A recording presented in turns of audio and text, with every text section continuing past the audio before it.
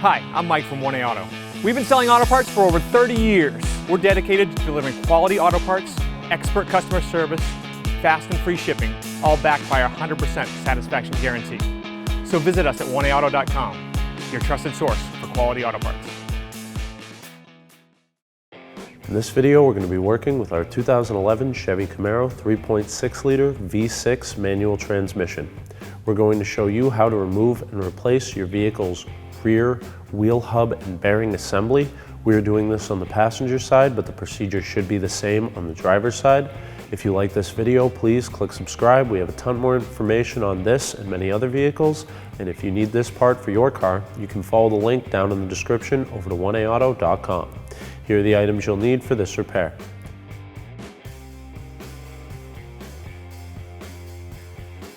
Using a 22mm socket and a breaker bar, loosen all of your lug nuts. Raise and support your vehicle. We're using a lift to make it easier to show you what's going on, but this job can easily be done at home on a jack and jack stands. Remove your lug nuts. Remove your wheel and tire. Using a 32mm socket and a breaker bar with the vehicle in gear and the parking brake on, we'll loosen our axle nut. Now these are one-time use, so if you remove this, be sure you have a new one to reinstall when you're done. Once we get it loosened up, we'll switch over to a socket and ratchet.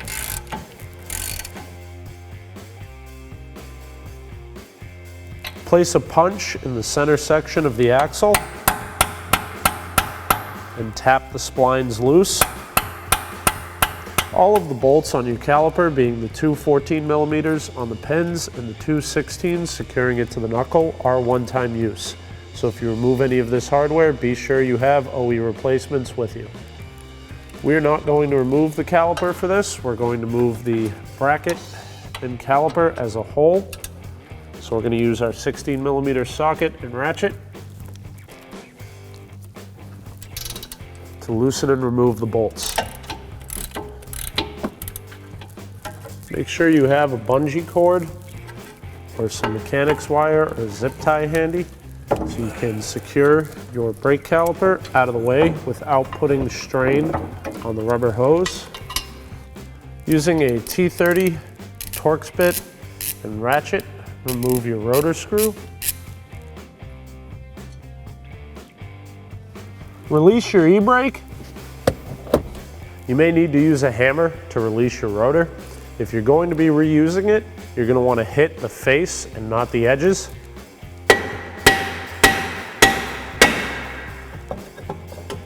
This will free it up without damaging the contact surface of the rotor.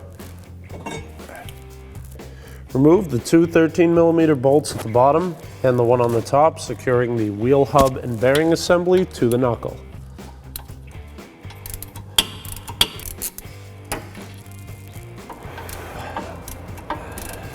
So here we've set up our two-jaw puller to remove the hub while simultaneously pushing the CV axle shaft out of its splines. We'll just tighten that down with a 16mm socket and ratchet for our particular tool. They also have a variety of different hub pullers as well as slide hammers, but if you want to keep a wheel bearing in good shape, a slide hammer is not the tool you want to use.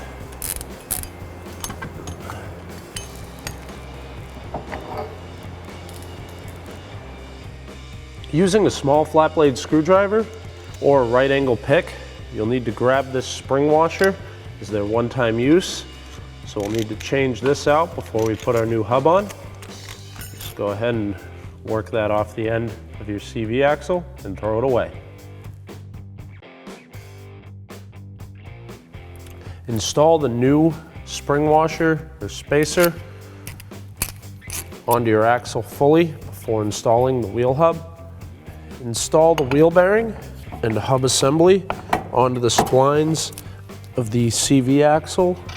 Start all three of your 13mm wheel hub bolts before tightening any of them down fully. This will help line the hub up and suck it into the knuckle. Tighten the bolts down with the 13mm socket and ratchet. We're just going to snug them now and then we'll torque them. We'll then torque the hub bolts to 85 foot-pounds.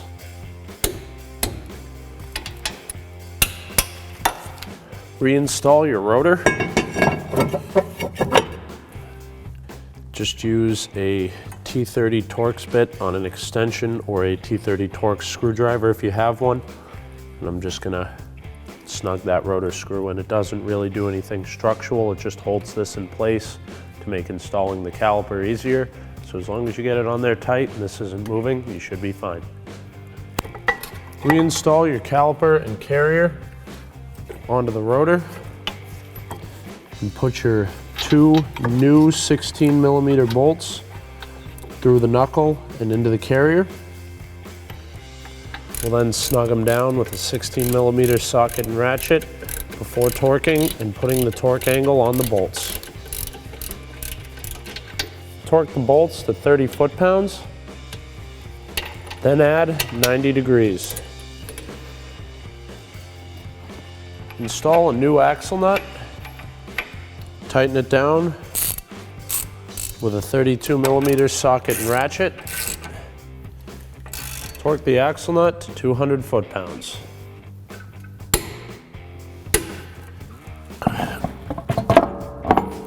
Reinstall your wheel and tire and get all 5 of your lug nuts on as tight as you can by hand. You may also use a 22mm socket to help you spin these in. Lower your vehicle back onto its wheels. You can now torque your lug nuts to 140 foot-pounds in a cross pattern.